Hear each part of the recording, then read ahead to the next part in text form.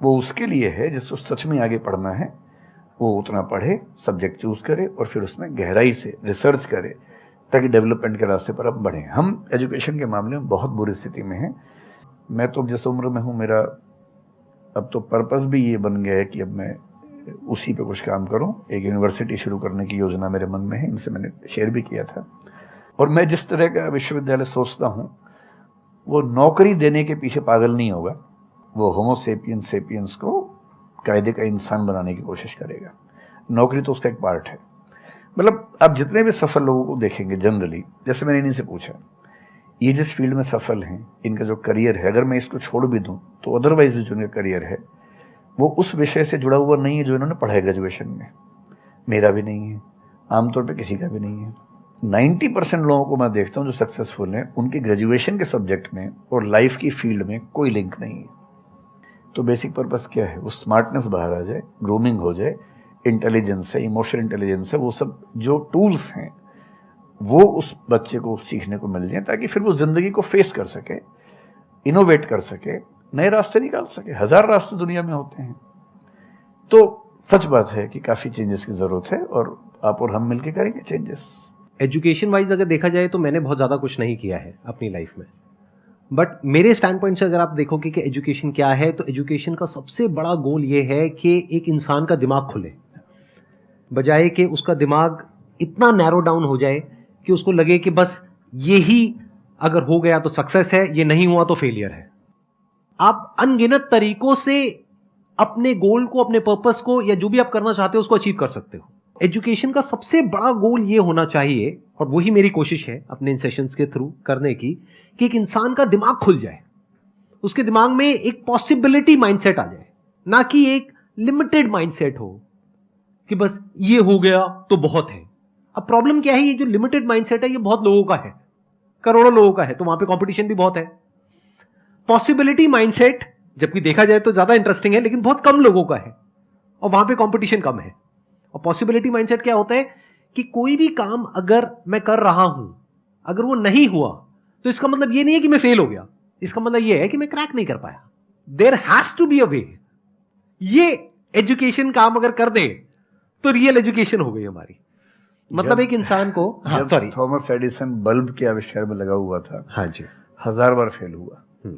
तो किसी ने उससे पूछा कि यार तुम बार बार करते होता तो है नहीं तुमसे, क्यों कर रहे हो? तो उसने पता है क्या कहा? हर फेलियर के बाद मैं ये जानता हूं कि बल्ब इस तरीके से भी नहीं बन सकता, और अब मैं 1000 तरीके जानता हूं कि इन तरीकों से नहीं बनेगा, और उसके बाद वो तरीका ईजाद हुआ जिससे बना। एजुकेशन से एक इंसान का दिमाग इतना खुल जाए कि सबसे पहली चीज तो उसको ये समझ आए कि मैं कुछ भी नहीं जानता हूं। हाँ, एकदम ठीक बात है। एजुकेशन मस्ट बी सच कि वो लाइफ लॉन्ग आपका एक क्वेश्चनिंग माइंड बना ही रहे, कि आप कहीं भी हो, कुछ भी कर रहे हो, आपके दिमाग में क्वेश्चंस चले, questions related to the problems. जो भी आप काम कर रहे हो वो क्या है? अल्टीमेटली प्रॉब्लम सॉल्विंग है, तभी उस काम में वैल्यू है। अगर किसी की कोई प्रॉब्लम ही नहीं सॉल्व कर रहे हो तो उसमें वैल्यू कहां ऐड हो रही है? और वैल्यू नहीं ऐड होगी तो आपको पैसा कैसे मिलेगा? फिर चाहे जॉब हो चाहे बिजनेस हो।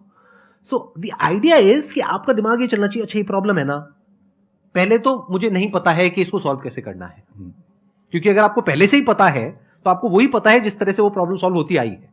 That may not be relevant in today's context, but still आप उसको उसी तरह से सॉल्व करोगे जिस तरह से सब कर रहे हैं। वहां पर कंपटीशन है, फिर आप कहोगे कि कुछ हो नहीं रहा है।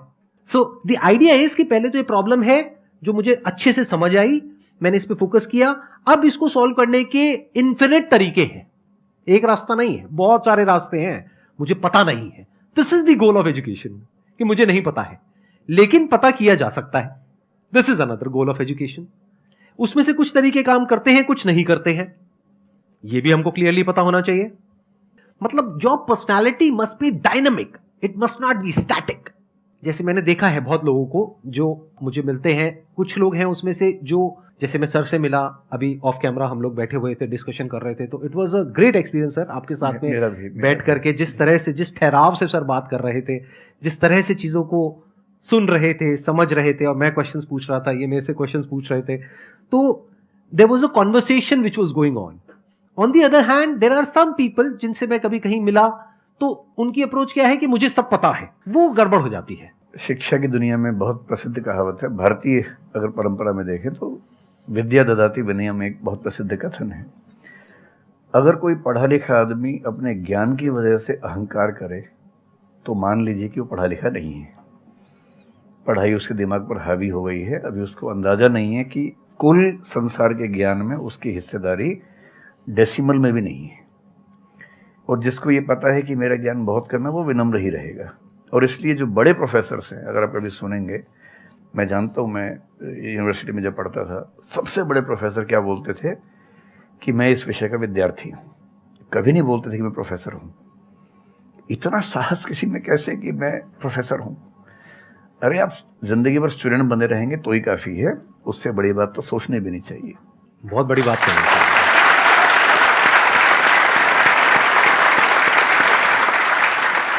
मतलब कि एजुकेशन का गोल आपको प्रोफेसर बनाना नहीं है, आपको स्टूडेंट बनाना है। हाँ। अगर सर की बात को आगे एक्सटेंड किया जाए, एकदम सही बात। एक लाइफ लॉन्ग स्टूडेंट, कि आप सीखते चले जा रहे हो, सबसे जिससे मिल रहे हो, लोगों से सीख रहे हो, सिचुएशन से सीख रहे हो, अपनी लाइफ के अच्छे एक्सपीरियंसेस से सीख रहे हो, बुरे से सीख रहे हो। जैसे मैंने देखा है, जब भी यहाँ पे कोई क्वेश्चंस पूछते हैं ना, सबके क्वेश्चंस एक ही होते हैं, सर सक्सेसफुल कैसे हो। कभी मैंने आज तक ये क्वेश्चन नहीं सुना किसी का भी जो इससे बड़ा क्वेश्चन है, जो आप रिलेट कर जाएंगे कि सर सक्सेस हमारा दिमाग खराब किस तरीके से करती है, या सक्सेस का क्या माइनस पॉइंट है। सही बात। सक्सेसफुल होने से बड़ा है मीनिंगफुल होना, सार्थक होना। सफल होना छोटी बात है, सार्थक होना ज़्यादा बड़ी बात है। सर मेरा क्वेश्चन ये है कि लाइफ में बहुत सारे सर्कमस्टांसेस आते हैं जहाँ पे मतलब हमें ये लगता है, बहुत सारे निगेटिव थॉट्स आते हैं कि मतलब आगे कैसे बढ़े, how to get rid of fear of failure. Sir कैसे हम इसको हैंडल करें? अगर हम कोई किसी चीज़ को शुरू करना चाहते हैं सर, तो हमारे दिमाग में बहुत सारे निगेटिव थॉट्स चलते रहते हैं, हो पाएगा नहीं हो पाएगा, बहुत तरह के नेगेटिव क्वेश्चंस आते रहते हैं सर। तो इसको कैसे हैंडल करना है सर, इस सिचुएशन को? फियर ऑफ फेलियर थोड़ा सा ठीक भी है जी। ये हमें रोकता है उन दिशाओं में जाने से जहाँ हमें जाना भी नहीं चाहिए। जैसे मान लीजिए मैं सोचूं कि मैं फुटबॉल प्लेयर बन जाऊं, मुझे पता है कि नहीं बन पाऊंगा, मेरी फिटनेस वैसी नहीं है, तो मुझे ये फियर रोक लेगा, ठीक बात है ना। ये ज़रूरी नहीं है कि आप दुनिया में हर चीज़ के लिए ठीक हो। हर किसी का एक पैकेज है, हर किसी का जो एट्रीब्यूट्स हैं या वर्च्यूज़ हैं, उन सब का एक पैकेज है। We can be good at few things, we can be best at maybe one thing, we cannot be best at everything। तो ये बहुत ज़रूरी है कि अपने एप्टीट्यूड को देख के हम सिलेक्शन करें कि हमें कहाँ जाना चाहिए। ठीक है, अगर सिलेक्शन कर लिया है तो फिर फियर ऑफ फेलियर होने की वजह ये है कि या तो आप जो कंपटीशन है उस पर ज़्यादा फोकस कर रहे हैं, अपनी स्ट्रेंथ पे कम फोकस कर रहे हैं। मेरे ख्याल से स्ट्रेंथ पे फोकस करना, कुछ अच्छे लोगों की कंपनी में रहना जो थोड़ा सा मोटिवेट करते हों, अच्छे दोस्त हों, लगातार मनहूस टाइप की बात ना करते हों, ऐसे लोगों के साथ रहना, कुछ रिक्रिएशनल एक्टिविटीज़, उससे बाहर निकल के थोड़ा खेलना कूदना, मतलब फिजिकली फिट रहना, वो सब रहेगा तो हार्मोन्स जो हमारे दिमाग में आते हैं उससे, फिजिकल एक्टिविटी से, जो एंडोर्फिन्स वगैरह हैं, हैप्पी हार्मोन्स है, डोपामाइन वगैरह है, वो रिलीज होते रहें तो हम वैसे भी बहुत फियर से बचे रहते हैं। और अंत में मेरा तरीका ये है कि अगर मैं कुछ नहीं करूँगा तो फेल होना तय है, करूँगा तो चांस है कि फेल होऊंगा या पास हो जाऊंगा, तो नहीं करने में तो तय है कि फेल हो गया, तो क्यों ना एक बार चांस ले लेते हैं।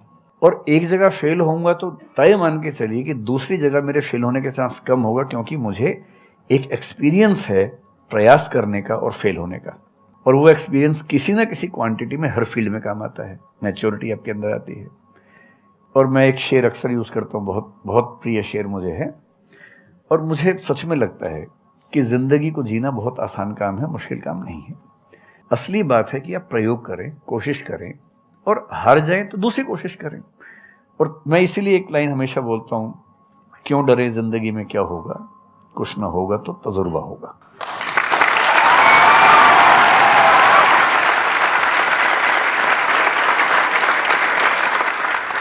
मुझे भी सर के जैसे मोटिवेशनल स्पीकर बनना है सर, पर मैं ये सोचती हूँ कि अगर मैं वीडियो बनाऊँगी, कंटेंट बनाऊँगी, तो सदीप सर को छोड़ के या फिर बहुत बड़े बड़े मोटिवेशनल स्पीकर्स हैं उनको छोड़ के मुझे देखेगा कौन। मतलब ये मेरे अंदर थॉट्स आते हैं कि अभी मेरा मतलब मैं 19 ईयर की हूँ, तो मैं जब वीडियो कंटेंट बनाऊँगी तो मुझे ऐसा मतलब मेरे अंदर ये थॉट है कि मैं कोई बड़ा आदमी नहीं हूँ या फिर कुछ बड़ा नहीं हूँ, तो मैं ये वीडियो कैसे डाल सकती हूँ? लोग क्या सोचेंगे कि मतलब तू ये तो खुद कुछ नहीं है और लोगों को मोटिवेट कर रहा है, ऐसा मेरे अंदर थॉट आता है। पहले या तो कुछ कर लीजिए जिंदगी में, उसके बाद मोटिवेट कर लीजिए, और नहीं तो मोटिवेशन एक पूरी साइंस है, साइकोलॉजी से जुड़ी साइंस है, उसको ठीक से पढ़ के रिसर्च करके उससे बात कीजिए। शुरू में तो जब इन्होंने भी शुरू किया होगा, कहाँ शुरू में लोग जानते होंगे, बड़ी लंबी स्ट्रगल होती है किसी भी फील्ड में, इतनी लंबी स्ट्रगल है। देखिए जो आदमी सफल है ना, आप ये जो हमारा वर्तमान है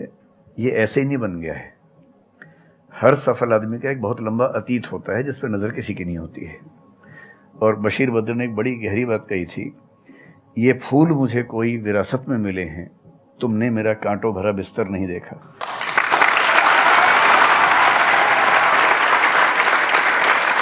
कितने साल तक ये लहूलुहान हुए होंगे, रोज छिला होगा शरीर, तब जाके लोगों ने पहचानना शुरू किया होगा। लगातार काम करने से, जिसको कंसिस्टेंसी कहते हैं, परसिवियरेंस कहते हैं, बात बनती है, आपकी भी बनेगी। मैं तो कई ऐसे लोगों को जानता हूँ जिन्होंने एकदम स्क्रैच से शुरू किया और उसके बाद वो टॉप पे पहुंचे।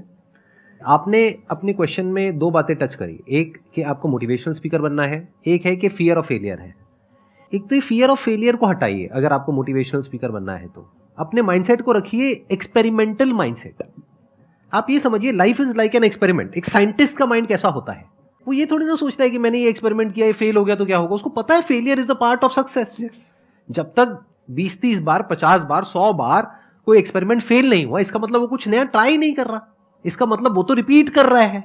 जैसे स्कूल में बच्चे करते हैं लेबोरेटरी में कि बुक में देखा बस उसको कॉपी किया, तो दोनों में फर्क हो गया ना। एक है कुछ नया डिस्कवर करना, कुछ नया क्रिएट करना, एक है जो क्रिएट हो चुका है उसको रिपीट करना। तो you are talking about becoming a motivational speaker. तो अगर आप मेरे जैसे बनेंगे तो कोई क्यों देखेगा आपको?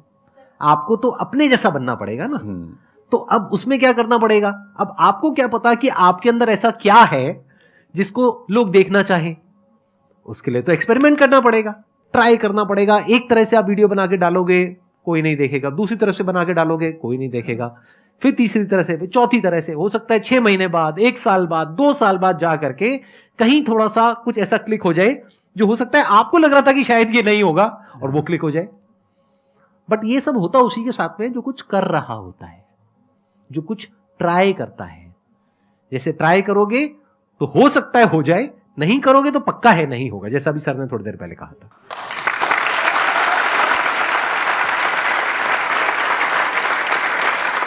Thank you so much sir यहाँ पर आने के लिए।